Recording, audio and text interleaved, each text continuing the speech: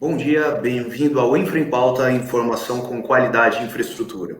Eu sou o Felipe Graziano e juntamente com o Sebastião Buto e o Maurício Portugal Ribeiro, nós vamos discutir com Jimmy Amora a pauta da semana. Jimmy, por favor. Sebastião, Felipe. Bom, nós temos aí uma pauta interessante, né, nessa semana. Vamos falar sobre a decisão do Tribunal de Contas da União, que fez algumas determinações à ANEEL em relação à geração distribuída, ao processo de subsídios da geração distribuída. Vamos falar também, atualizar como está a situação lá no Amapá, né, e principalmente sobre a decisão da semana passada da Justiça de Primeira Instância, que chegou a retirar aí, ou afastar os diretores do ANS e da ANEEL. Vamos falar também sobre a aprovação do subsídio, ou melhor, não sei se a gente pode chamar de subsídio, mas enfim, de um reforço aí para o caixa das empresas de transporte coletivo urbano do país, que foi aprovado pelo Senado. Vamos falar também sobre o relatório do Senado, da Comissão de Infraestrutura do Senado, que trata do projeto de lei PLS 261, que fala sobre a autorização ferroviária, cria a figura da autorização ferroviária. E, por fim, nós vamos falar um pouquinho sobre o calendário de concessões rodoviárias também, então vamos passar aí para a geração distribuída. Bom, para atualizar o assunto, na semana passada, o plenário do TCU aprovou um acordo em que analisava uma representação do Ministério Público, do próprio tribunal, contra a audiência pública, a consulta pública 25 da ANEEL, que trata sobre os subsídios da geração distribuída. Para quem não está associando o nome à pessoa, essa consulta pública foi feita no ano passado e ela acabou criando aí uma das principais fake news, vamos chamar assim, do setor de infraestrutura, que foi a chamada taxa do sol. Né? O que era a consulta pública? A ANEEL estava tentando implementar um sistema onde retiraria os subsídios para a geração distribuída num tempo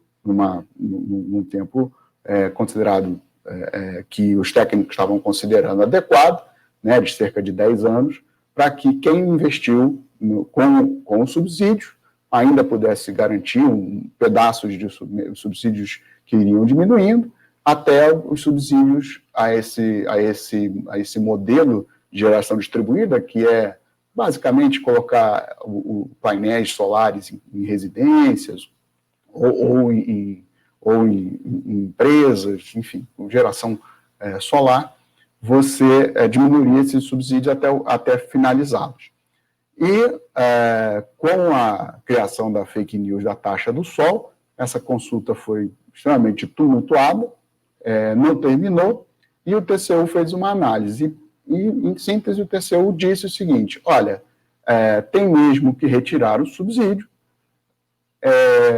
e aí encontrou uma solução jurídica dizendo o seguinte: porque o subsídio, da forma como está, ele é ilegal, porque, por lei, o subsídio tem que ser, pela Constituição, o subsídio tem que ser dado por lei, e neste caso foi dado por uma resolução da ANEEL, a resolução 482, e isso não é permitido. Então, determinou a ANEEL que faça o seguinte: crie um plano em 180 dias para acabar com esse subsídio, pelo menos dessa forma, porque ele não pode ser dado pela resolução. E aí eu vou chamar o Sebastião para que possa explicar um pouco tecnicamente o que é esse subsídio da geração distribuída e o que ele está, o que está acontecendo no sistema elétrico por causa dele. Sebastião, por favor, bom dia. Bom dia, Jimmy, Felipe, Maurício, bom dia a todos que estão nos ouvindo. Bom, o tema da geração distribuída é um tema importante para ser tratado no setor elétrico. Integra também o que é conhecido no setor de energia elétrica como recursos energéticos distribuídos, que, em geral, em outros países, toda essa temática se trata junta, tá? Que a geração distribuída, o veículo elétrico, os armazenadores e o gerenciamento da demanda, que são todos instrumentos que trouxe a inovação tecnológica no setor da energia, e que vocês são ferramentas que têm agora para gerar, acumular, consumir e voltar a injetar na rede energia elétrica. Tá? Vou fazer uma introdução breve. Tradicionalmente, o setor da energia elétrica era unidirecional. Você gerava em forma geradoras de grande porte, tinha uma rede de transmissão, uma rede de distribuição, e a energia tinha um fluxo unidirecional desde a geração até o consumidor final. Com a geração distribuída, que não é outra coisa que geração de pequeno porte embutida na rede de distribuição, nas redes que estão nas cidades, e com a incorporação do veículo elétrico, do armazenamento, mas em particular com a geração distribuída, você começa a ter um fluxo bidirecional. Horas você está injetando na rede, horas você está consumindo da rede. Okay? E nessa questão de que deixa de ser um fluxo unidirecional para ser bidirecional, é que aparece um pouco a questão técnica da necessidade de que a geração distribuída tenha uma tarifa específica. Okay? Atualmente, como a geração distribuída era incipiente, ela começou com um subsídio, tá? Como que se tarifava a geração distribuída? Você pagava como usuário, que tinha uma geração distribuída, você pagava o líquido entre o total de energia que consumia e aquela energia que você gerava através de tua geração distribuída, que em geral é fotovoltaica ou que é fotovoltaica ou que é solar. Só que essa geração, essa geração distribuída tem uma série de benefícios, mas também tem uma série de desafios para a operação dela. Tá? E esse esquema tarifário, você só pagar pelo líquido, está gerando uma série de subsídios cruzados entre aquele que tem geração e aquele que não tem geração distribuída. Porque quem tem geração distribuída paga menos na conta pelo uso da infraestrutura do fio, e o custo de toda a infraestrutura de distribuição, transmissão, que é fixo, termina sendo pago pelos consumidores que não têm geração distribuída. E, nesse sentido, você tem um subsídio regressivo, porque, em geral, quem não tem geração distribuída tem menos recursos que quem poderia ter geração distribuída. Tá? O tema, tecnicamente, ele é complexo, e a audiência pública foi tumultuada, parou mais por uma questão política, que teve umas deformações, quizás, de conceito, que chegou naquilo de se taxar o sol e tal, mas ela precisa realmente voltar para uma discussão técnica. Eu acho que tanto quienes defendem a geração distribuída, como ninguém se opõe, eu acho, no setor de face à geração distribuída. A questão principal é como tarifar adequadamente a geração distribuída, levando em consideração que ela tem uma série de benefícios, ela tem uma série de desafios, e que quem não tem geração distribuída não pode terminar sobreonerado. Tá? E a questão de os benefícios e esses desafios não são tão facilmente de quantificar, porque depende do tipo de geração distribuída, de onde ela esteja localizada e do tamanho dessa geração distribuída. Tá? Então, você fala, a geração distribuída reduz perdas. Sim, realmente, reduz perdas, se ela está colocada perto do centro de carga. E se essa geração distribuída é consumida. Se essa geração distribuída é uma escala tal que precisa ser exportada de onde está, ela aumenta a perda. Okay? A geração distribuída ajuda a melhorar a confiabilidade do sistema? Ajuda. Dependendo do lugar, ajuda. Tá? Mas também ela tem um desafio técnico. Por quê? Porque a geração distribuída é, em geral, de uma fonte intermitente, como é o sol, como é o vento. Então, se você não tem um respaldo para poder levar energia e a infraestrutura suficiente para levar energia no momento que não tem nem sol nem tem vento, piora a qualidade. Então, a geração distribuída é muito discutida, começou a ser discutida, mas no mundo já está sendo bastante estudada. Ela tem uma série de benefícios, como falamos, mas ela tem uma série de desafios, E hoje, a tarifa que existe, ela não está equacionando o tamanho dos benefícios, o tamanho dos desafios e traz esse problema para quem não tem geração distribuída. E a questão é que a geração distribuída, nos últimos 2 anos, dobrou o tamanho da capacidade que se tem. Tá? Então, é um tema que precisa ser realmente tratado. Para as distribuidoras de energia, está trazendo uma perda de receita, tá? E também traz o risco da sobrecontratação de energia. Lembrando que as distribuidoras de energia elas têm que contratar tudo, a compra de energia para todo o mercado cativo, e elas são penalizadas se tem caso de sobrecontratação. Mas como a geração distribuída não é previsível 100%, então a distribuidora termina assumindo um risco de sobrecontratação. Então, é um tema que, tecnicamente, muito rico para ser discutido, ele precisa ter uma discussão técnica, e essa discussão técnica tem que evitar ser distorcida por interesses parciais ou por interpretações políticas erradas. Tá? Então, acho que isso tem que voltar à pauta, sim, e é um tema cuja simulação dos impactos não é tão simples. A gente já vem estudando, nós na Sigla Sul, esse tema e estamos assessorando, inclusive através do GIS, que é a entidade alemã, estamos assessorando órgãos do governo e tal nessa questão. Não é um tema de fácil simulação, porque, como falava, os impactos da geração distribuída dependem do local, do tamanho e onde eles têm plantado. Ok. Sebastião, obrigado. Maurício, Felipe, vocês têm aí alguma consideração sobre o tema? Eu queria fazer perguntas a Sebastião. Então vamos lá.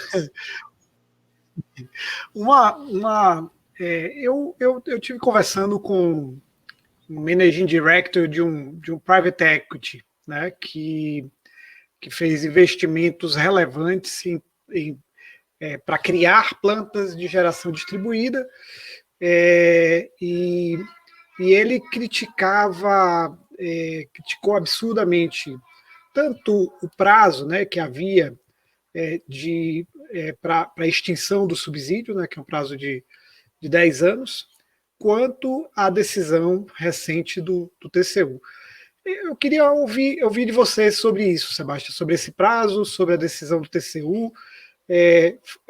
Faz sentido a crítica em relação ao prazo de 10 anos? Ele diz o seguinte: olha, o prazo de amortização desses investimentos hoje é muito maior do que 10 anos. Então, você extinguir o subsídio passar, digamos assim, tá? Deixar na mão aqueles que confiaram, né, na existência do subsídio para fazer investimentos que se amortizam em prazos mais longos do que esses 10 anos.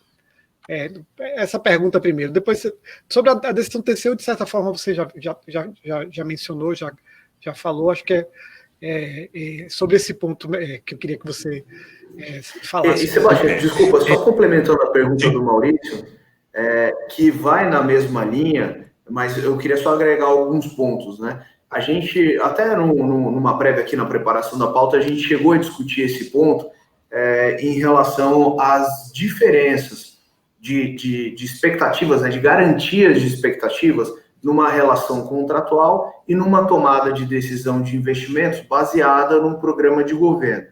E nos parece, pelo menos foi a minha impressão, Maurício depois me corrija se eu estiver equivocado, que faz parte das boas práticas o que está sendo feito no sentido de se estabelecer um regime de transição e de se iniciar isso a partir de um debate, de uma audiência pública, né, de um diálogo com a sociedade, principalmente com os investidores e os stakeholders dessa relação toda surgida a partir dessa política pública. E a dúvida esse período de transição é adequado? O regime de transição é adequado do ponto de vista técnico? Bom, tentando responder às duas perguntas. Em relação àquela do TCU, eu vou devolver a pergunta para o Maurício e para o Felipe, porque na realidade tem uma questão mais jurídica, tá, de se compete ou não ao TCU, ou se a interpretação do TCU enquanto a sua responsabilidade, a interpretação que ele teve dos subsídios é cabível para ele, o TCU, introduzir esses 180 dias. Tá? Em relação à pergunta do prazo, é importante destacar duas questões. A geração distribuída, ela não é uma concessão, é uma opção que tem o consumidor, que se chama o pró-consumidor, que é horas consumidor, hora produtor, de gerar sua própria energia. A questão da geração distribuída, quando ela começou a se implantar, no setor se sabia que precisaria ser revisitada a questão tarifária associada à geração distribuída, que é um tema que demanda de uma série de estudos, é um tema relativamente novo no Brasil e no mundo, e como falava, não só da geração distribuída, sino de todos os energéticos distribuídos, que inclui geração distribuída, veículo elétrico, armazenamento e gerenciamento da demanda. Então, quem fez alguns investimentos na geração distribuída, sem dúvida, se baseou nos preços, na política de subsídio vigente à época, mas se tinha uma expectativa de que esse tema seria revisitado. Tá? Por outro lado, nós temos dois pesos para a mesma balança. Tá? Ou três, que são as distribuidoras, quem investiu na geração distribuída e o consumidor que não investiu na geração distribuída. Tá? Então, por isso que se precisa uma certa transição para fazer as mudanças gradativas necessárias para a redução dos subsídios cruzados. Quando você vai retirar subsídios cruzados e no setor de energia, sempre se optou por uma questão gradativa, mas essa questão gradativa, quizá aos 10 anos, possa ser um prazo amplo. E se bem, entendo que o investidor pode questionar o fato que fiz o investimento com uma regra de preços e essa regra de preços mudou, é um investimento privado que estava sujeito a algum risco de mudança nos preços. Okay? Essas mudanças nos preços não poderão ser drásticas, mas não era impensável que haveria uma revisão da política tarifária da geração distribuída. A outra questão é que a outra ponta, que o consumidor que não optou pela geração distribuída, ele também pode falar, olha, estou com um peso para o qual não fui convocado. Está sobrando uma conta por uma decisão. Só para colocar, o tamanho da conta, segundo calculou o TCU, é de 55 bilhões de reais nos consumidores que não optaram pela geração distribuída entre os anos de 2020 e 2035. Ou seja, você estaria empurrando, esse subsídio estaria empurrando a considerar o atual estágio de crescimento da geração distribuída, que tem uma possibilidade de aumentar até exponencialmente, ou seja, até mais do que o que está previsto, a conta já estaria em 55 bilhões de reais. Então, Sebastião, só para você complementar, eu estava colocando aqui o tamanho dessa conta que você estava citando, que é o cálculo que o TCU usou, que na verdade é um cálculo do Ministério da Economia. Sim, eu não sei bem do número, mas é uma questão que precisa ser equacionada, tá? E quanto mais se demora, maiores são os prejuízos. Então, 10 anos, se bem o Maurício falava, olha, são investimentos que têm uns 25 anos, são 25 anos de vida útil, ok? Ou de vida física útil. Hoje, muitos desses projetos estão sendo, inclusive, oferecidos ao mercado com um período de recupero de 5, 8, 10 anos, ok? Então, esse prazo de transição de 10 anos garantiria a recuperação dos investimentos. De novo, essa discussão, ela precisa passar por uma discussão técnica. Okay? Então, falamos se são 10 anos, se são muitos, são pouco, tudo isso precisa passar por uma discussão técnica, sem um viés político, tá? Para distorções dos resultados. Então, volto à mesma questão. Quem tomou uma decisão não pode ter os preços mudados drasticamente, mas era ciente de que existiria uma mudança de preços no decorrer da vida útil desses investimentos, sim. Tá? E que, assim como também quem fez o investimento se vê afetado pela mudança dos preços relativos, quem não fez também se está sentindo afetado, porque está pagando a contraparte. Tá? E as distribuidoras estão assumindo um risco que inicialmente não estava previsto dentro do operatório. Então, todos os players estão em uma situação onde precisam de uma transição para a correção dessas distorções. Distorções que são para uma realidade bem-vinda, porque a geração distribuída é um fato, ela virá para ficar, tá? É questão de equacionar. Maurício, tem um comentário final aí sobre a decisão. Sim, sobre o TCU, né? O que me preocupa é o seguinte: o TCU entendeu que para haver subsídio cruzado é preciso haver previsão legal, tá? No meu entendimento, o que requer autorização legal é o subsídio tarifário pago pelo contribuinte, pago pelo erário, né? A Lei de Contabilidade Pública exige que para você fazer subsídio, a tarifa, né, com o pagamento do erário, né, é preciso autorização legislativa, e o artigo 17 da Lei 8987 confirma isso, que está lá na Lei 6.320. Então, assim, eu acho que houve aqui um equívoco do TCU em relação a isso, e se a gente for levar isso às últimas consequências, a gente vai começar a ter que ter autorização legal para fazer qualquer projeto, porque subsídio cruzado dentro de projetos de infraestrutura, você tem à torta e à direita, né? Então, por exemplo, subsídio intertemporal entre os usuários de uma rodovia. O usuário que passa ali no princípio da rodovia está pagando a conta dos investimentos que vão ser feitos no princípio do contrato de concessão, está pagando a conta dos investimentos que vão ser feitos ao longo de 30 anos.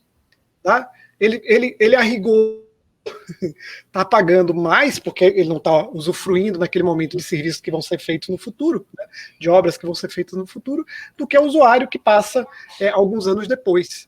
Então, dentro desses projetos de infraestrutura, você pegar os projetos de saneamento, tem um monte de subsídio cruzado dentro dos projetos de saneamento, né? Se você começar a dizer que para ter subsídio cruzado precisa de autorização legislativa, a gente vai ter que, para cada projeto, ter uma autorização legislativa, e isso, evidentemente, não faz o menor sentido.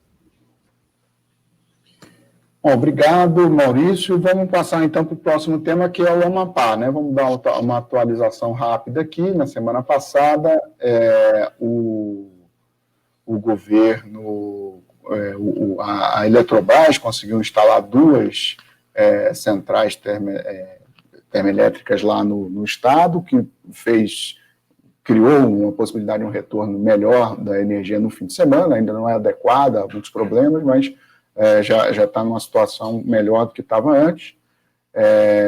O governo prometeu uma medida provisória que ainda não foi publicada, que deve ser publicada hoje, provavelmente, para pagar a conta de energia das pessoas e também a conta de energia dos municípios em relação à iluminação pública. E houve uma decisão judicial que afastou temporariamente a diretoria da ANEEL e do ONS dos seus cargos, toda a diretoria desses 2 órgãos, sob a alegação, por 30 dias, sob a alegação de que eles poderiam, aí, de alguma forma, afetar as investigações. E aí eu acho que o Sebastião, o Maurício e o próprio Felipe podem comentar aí sobre a decisão. Como é que vocês interpretaram essa decisão da primeira instância? Sebastião.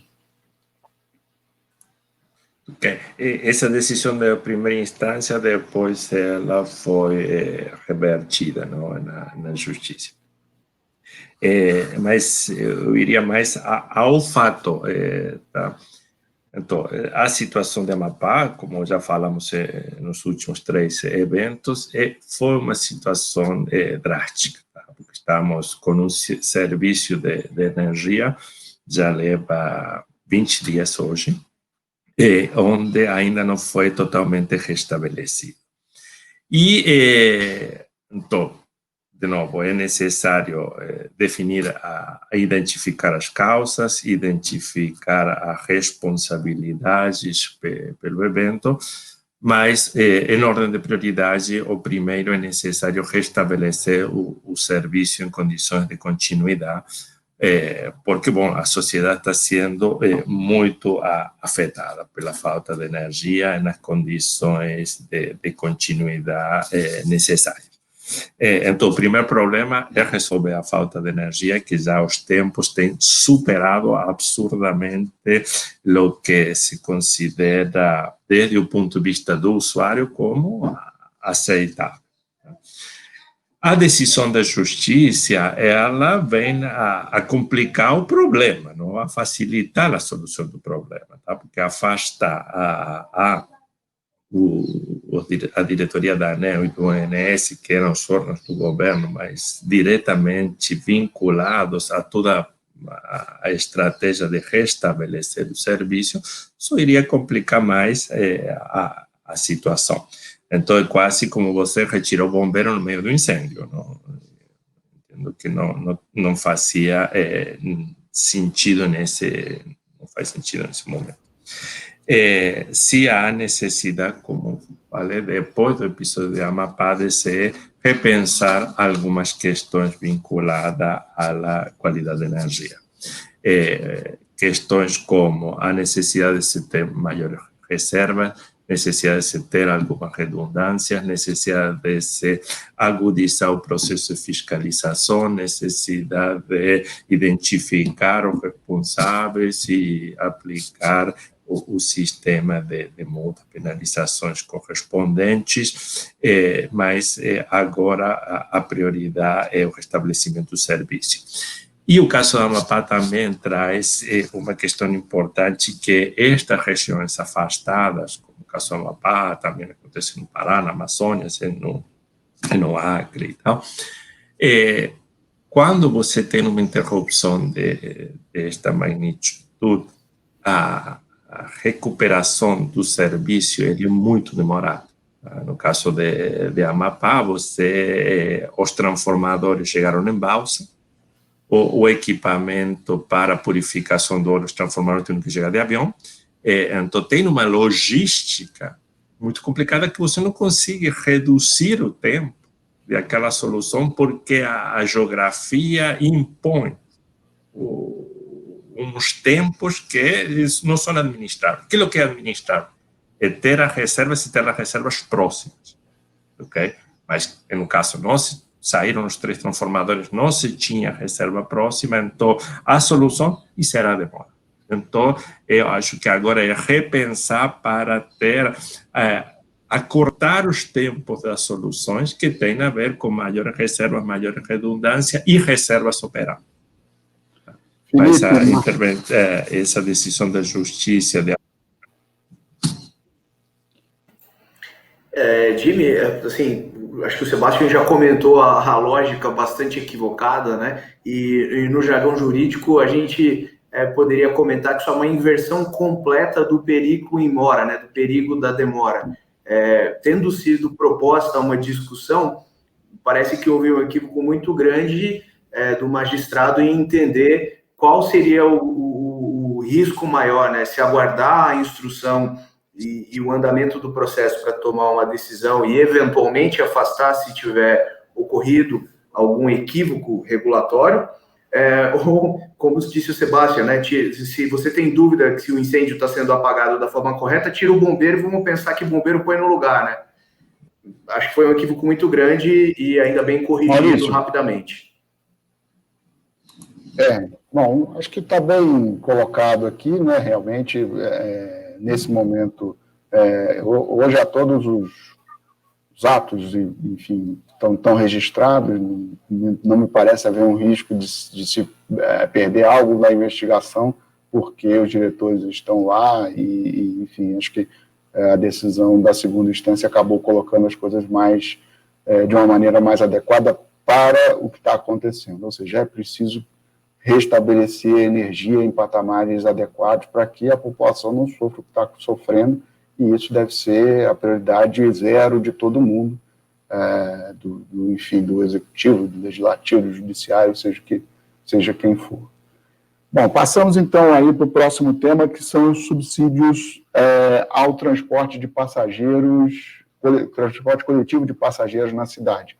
Só atualizando rapidamente o tema, as empresas de transporte de passageiros estão numa situação, por causa da pandemia, como todos os setores, foi afetada drasticamente a sua demanda, né, de passageiros, demanda de transporte, e houve, em agosto ainda, em julho, na verdade, o governo, os secretários estaduais foram até o governo federal a tentar articular um programa que desse um subsídio imediato, uma injeção de dinheiro, na verdade, nem pode chamar de subsídio, mas é uma injeção mesmo de recursos no caixa dessas empresas para que elas pudessem cumprir os compromissos ao longo do tempo.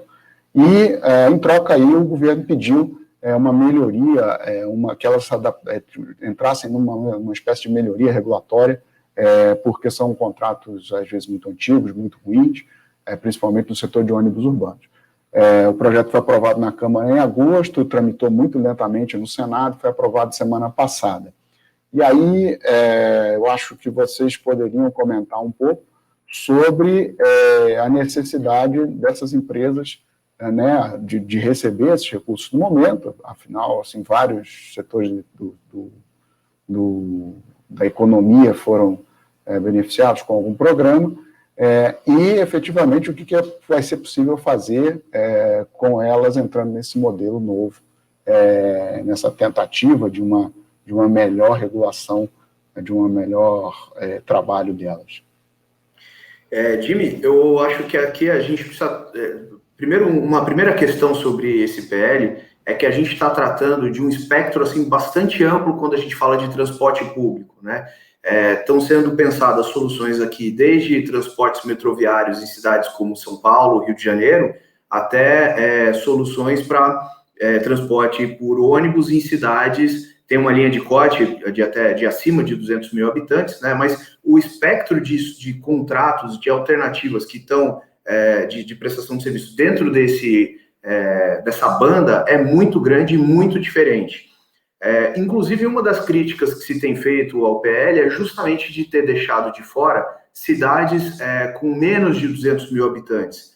Tradicionalmente, em grande parte desses municípios, os prestadores de serviços concessionários, eles trabalham sem subsídios tarifários. São municípios que não têm condição de dar subsídio nas tarifas, e o transporte ele é remunerado basicamente pela tarifa paga pelo usuário.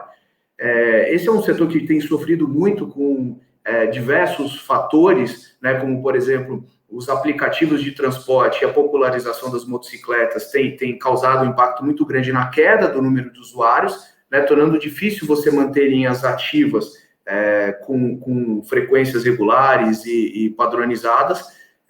E quando a gente pega a situação da pandemia, que justamente é o objeto, né, que se busca remediar, né, com o PL, são os municípios que ficaram de fora. Então, os concessionários que dependiam exclusivamente de tarifa e que trabalham em municípios em que essas soluções alternativas elas são mais fáceis de serem implementadas, acabaram ficando de fora. O PL veda a aplicação desses subsídios em municípios menores. Quando a gente vai para os municípios abrangidos, a gente também tem um direcionamento em 3 frentes para a aplicação desses recursos. Você pode aplicar o transporte para deficiente, que, em geral, os contratos já têm algum tipo de solução, para aquisição antecipada de tarifas, o que é um problema, porque, basicamente, você está falando de antecipação de receita, é o usuário que vai receber esse bônus, né, essa tarifa comprada antecipadamente pelo poder público, certamente é o usuário que, de uma forma ou de outra, usaria o sistema em algum momento.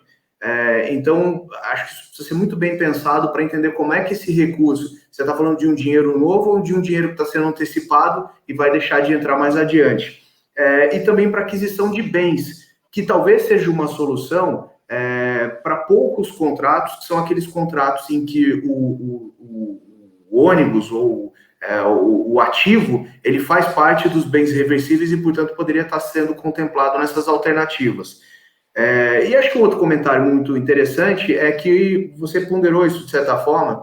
Parece que o governo federal está, de alguma forma, pensando da mesma forma que fez no saneamento, tentando para serviços que não são de sua competência, não são de competência do governo federal, impor uma elevação no padrão regulatório a partir de um condicionamento do aporte de recursos. Então, para os municípios, estados e para o Distrito Federal, caso queiram receber esses 4 bilhões que foram disponibilizados, eles precisam assinar um termo de adesão, que será, ainda não se tem nenhuma minuta em discussão, e esse termo de adesão vai regular justamente um compromisso de aprimoramento dos contratos, e um detalhe importante que eu acho que vai causar muita discussão, está condicionado a utilização desses recursos à fiscalização de sua aplicação pelo TCU. Então, eu que conheço, pelo menos, o TCU auditando contratos de transporte coletivo urbano, né? Até porque não é um serviço de competência federal.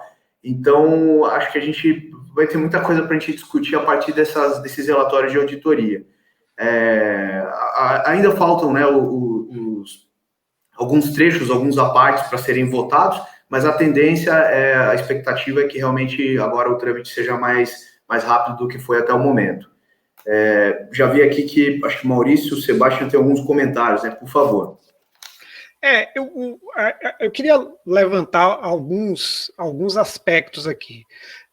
Eu conversei com 2 operadores sobre trilhos, não vou mencionar em que estado, etc., para não quero identificá-los, mas eles me disseram o seguinte, que as contas preliminares deles, né, com base no que está na lei e nas conversas que tiveram com o governo, porque ainda tem coisas que precisam ser regulamentadas, como o termo de adesão, mas as contas preliminares deles é que os valores que vão chegar, né, a essas concessionárias, a essas empresas, né, são valores que não impactariam 1, 2, e a estimativa máxima de impacto é 3 meses. Né? Quer dizer, na hora que você pega esses 4 bilhões, divide por todos esses municípios, como o Felipe falou, de mais de 200 mil habitantes, divide com os estados também, né? Um pedaço vai para os estados, 70% vai para os municípios, 30% vai para os estados.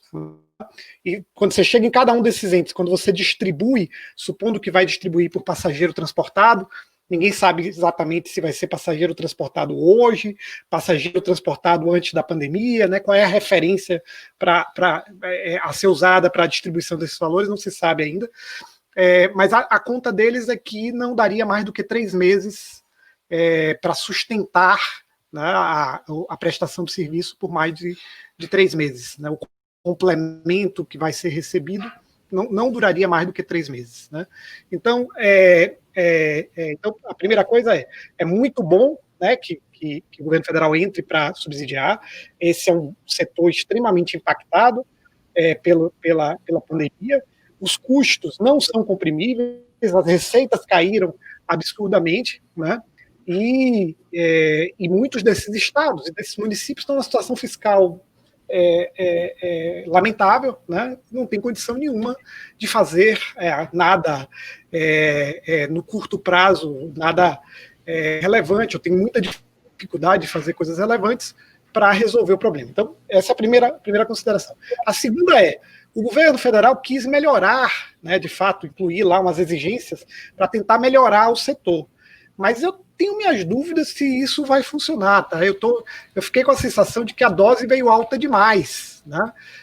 De modo a inviabilizar, de modo a talvez estados, municípios ou determinados operadores deixarem de ter interesse em obter esse recurso. Observe o que está lá no artigo 1º, parágrafo 1º, que diz que o termo de adesão, né, para o Estado ou município aderir a esse sistema, né, de subsídio, né, esses 4 milhões, receber um pedacinho desses 4 milhões, o termo de adesão deverá prever o total adimplemento do ente Estado ou município, com as obrigações com os operadores. Então, ele tem que estar completamente adimplente no pagamento de contraprestação, na realização de reequilíbrios. Né? Eu, sinceramente, eu não conheço nenhum ente da federação que esteja adimplente com seus operadores nesse momento. Tá? Todos estão devendo. Né? Aí, como é que vai fazer? Vai ter que começar a fazer interpretação do que é essa adimplência. Um outro ponto, exigência de auditoria independente dos balanços já em 2021. Ora, quem já audita vai poder se enquadrar. Quem não audita, você não começa, você resolve auditar o balanço de uma empresa, o processo de preparação leva mais de um ano. Alguém que queira auditar o balanço do ano que vem tinha que começar a se preparar no princípio do ano. Né? Ele não vai conseguir auditar o balanço do ano que vem. Né? Então, é outra exigência que está lá no artigo 2º, inciso 3. Né? E assim vai. Né? Tem outras aqui exigências, vedação de distribuição de lucro, proibição de elevação tarifária durante o estado de calamidade. Só podemos interpretar isso com proibição de elevação do valor real da tarifa. Né? O reajuste tem que poder fazer. Bom, era isso, era só para trazer algumas considerações, basicamente para dizer que talvez esse projeto, apesar da boa intenção, não funcione como se espera. 4 bilhões é um valor muito pequeno quando você considera o país inteiro. Eu estou preocupado em relação a isso, mais com o tempo, porque as empresas estão numa situação muito difícil. Tem o 13º para pagar agora em dezembro, e é provável que muitas não tenham caixa, e é preciso recordar que vários distúrbios sociais no Brasil aconteceram por causa de problemas com transporte urbano. Então, assim, não se assustem, ou pelo menos assim, não digam que não estão avisados se a partir de dezembro e janeiro começar a ter problemas de distúrbios urbanos aí pelas cidades por causa disso. Isso acontece praticamente, enfim, quase toda a nossa história do século passado até hoje. Então, o tempo foi longo e agora vai ter que se recuperar. Vamos ver o que vai acontecer. Bom, passando rápido aqui, porque hoje estamos com um programa longo. Maurício, eu queria que você falasse um pouco sobre a o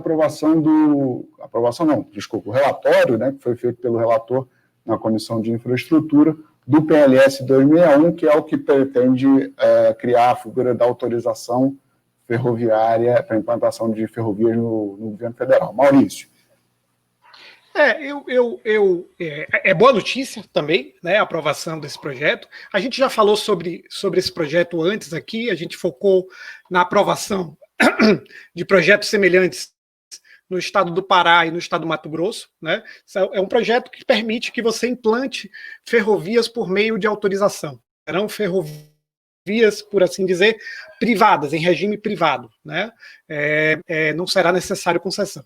O que é que o relator trouxe de novo nesse relatório? Né? Porque a discussão do projeto já vem há algum tempo. O que é que ele trouxe de novo? Ele diz que limitou o prazo, né, das autorizações a 99 anos. Em minha opinião, completamente irrelevante. Tá? Não tem nenhuma relevância isso, porque o autorizatário pode pedir renovação, né, desde que a ferrovia esteja operando seguindo as regras aplicáveis, ele pode pedir a renovação. Né? Então, isso foi uma mudança que ele fez, mas que eu acho que não tem efeito nenhum. E a segunda coisa é proibir reequilíbrio econômico-financeiro. Né? O projeto de lei diz que as cláusulas do contrato não podem prever direitos a equilíbrio econômico-financeiro nem legitimar a imposição de vontades unilaterais. Né? Isso aí é um erro técnico enorme. Né? Estamos falando de contratos de autorização, né? O autorizatário, a empresa que quiser construir a ferrovia, ela vai pedir a autorização para construir e vai entregar uma minuta de contrato de autorização. Evidentemente que essa minuta vai ter algumas obrigações do poder concedente, né, do poder público. Por exemplo, emitir as declarações de utilidade pública para efeito de desapropriação. Né? Se o poder público atrasa as declarações de utilidade pública, isso tem um impacto enorme, né? Pode ter um impacto enorme no custo da obra para o concessionário. Uma vez que as áreas não estarão desimpedidas, você tem que mudar o plano de ataque da obra. Isso aumenta sempre o custo da obra, gera multa com o EPCista, etc. Né? Então, é preciso ter direito a reequilíbrio, sim. Toda vez que você tem contrato, que você tem distribuição de riscos, você tem que ter reequilíbrio. O reequilíbrio é um braço operacional da distribuição de riscos. Né?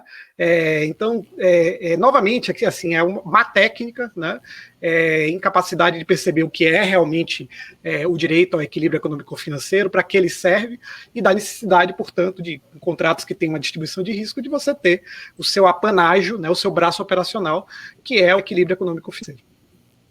No caso, Maurício, uma dúvida, o risco de desapropriação nessa proposta não está alocado completamente ao autorizatário, no caso? Pelo que eu não estou me lembrando como é que ficou isso na proposta. Tá. A desapropriação, quando a gente fala em risco de desapropriação, tem vários riscos em torno da realização da desapropriação. Né? Um risco, por exemplo, é o risco de atraso na desapropriação. Mas existem outro risco, para dar outro exemplo, de variação do valor do imóvel. Esse é um outro risco em torno da desapropriação. Variação do valor de custo, né, dos imóveis. Né? Mas o que é que eu acho que é importante aqui, Jimmy? Para você fazer, para o concessionário fazer a desapropriação, alguém tem que declarar a área de utilidade pública.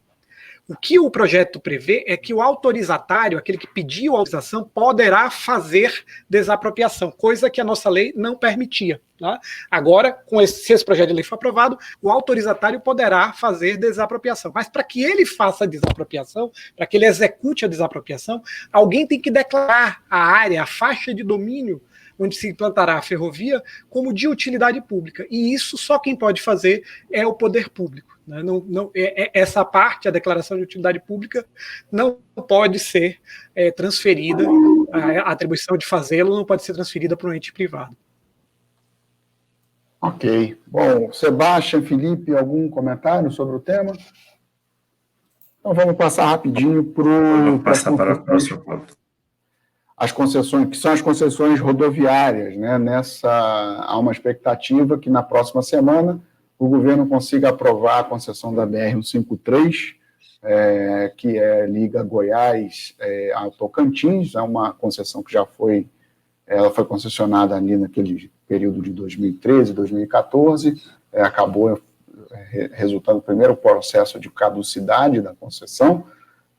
E agora, depois aí de quase, vamos chamar assim, de 3 a 4 anos, né, desde a concessão, o governo deve conseguir a autorização do TCU para fazer essa licitação. Também há uma expectativa de uma concessão menor na BR-163 no Pará, que seria uma concessão só de conservação, também está muito próxima do TCU aprovar.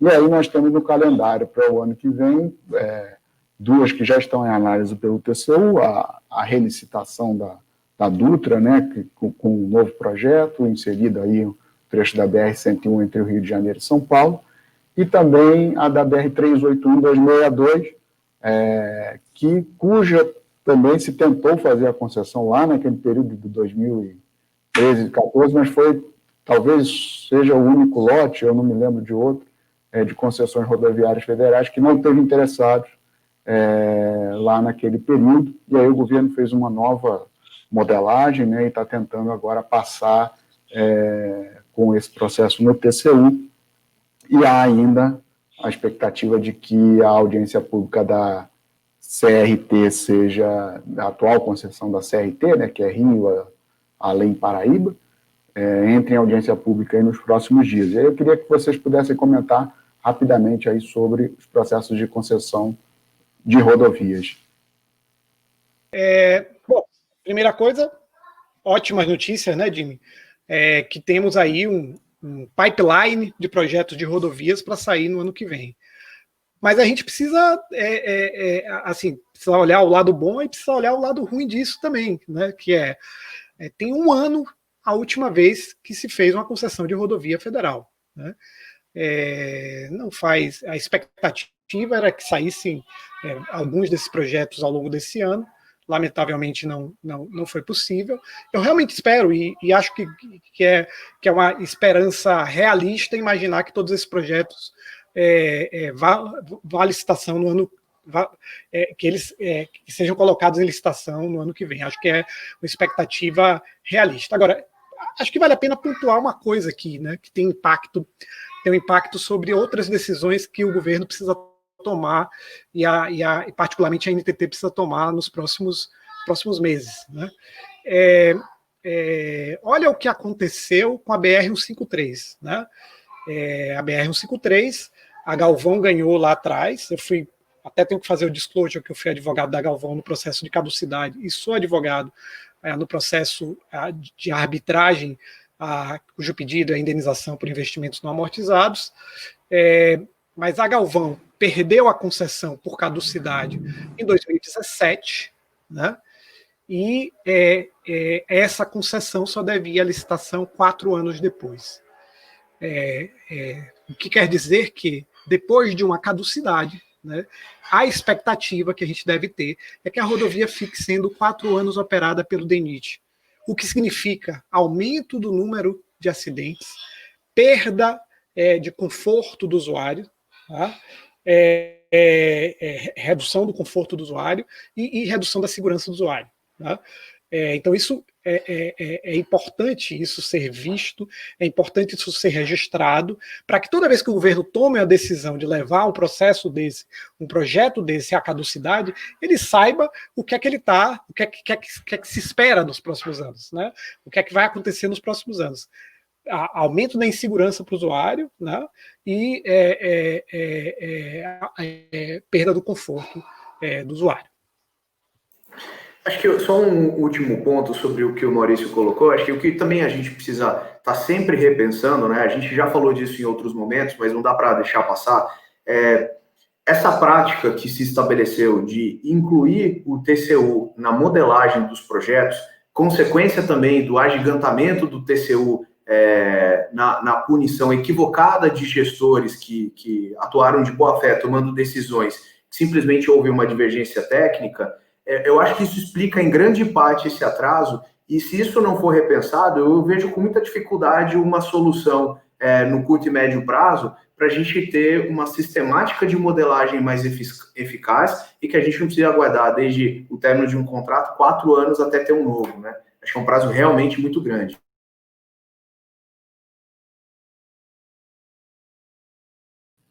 Vamos lá.